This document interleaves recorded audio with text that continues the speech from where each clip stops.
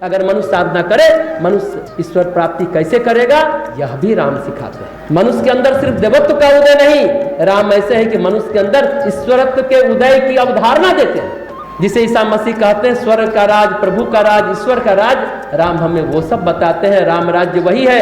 राम हमारे शिक्षक भी है, राम हमारे गुरु भी है, राम हमारे आदर्श भी है, और राम हमारे पूर्वज भी है। राम हमारे पूर्वज भी है। महर्षि व्यास महाभारत में कहते हैं मनुर्भव, पहले मनुष्य हो जाओ।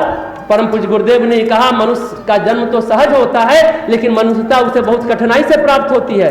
आज की दुनिया में राम सच कहिए तो सबसे ज्यादा प्रासंगिक है, राम सबसे ज्यादा अनुकरणीय है, राम सबसे ज्यादा स्मरणीय है, राम सबसे ज्यादा पूजनीय है, और राम सबसे ज्यादा वंदनीय है।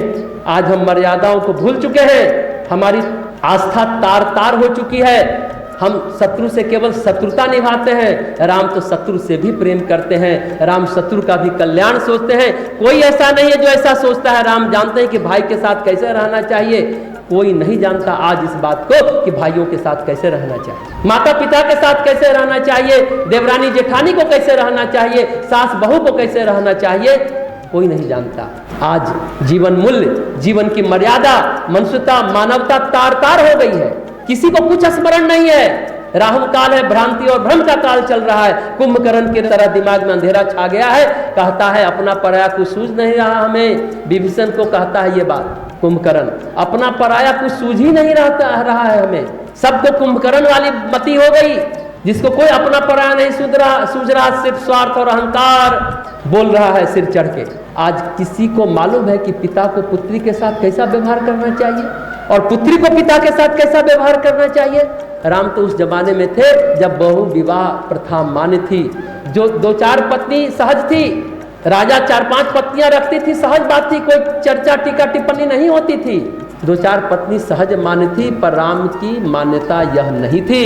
उस जमाने में भी एक पतिव्रता, एक पत्नी के साथ रहकर भी तपस्वी साधु का आचरण किया जा सकता है। राम ने यह भी वनवास में कर दिखा दिया। उन्होंने गहन प्रेम को दर्शा दिया।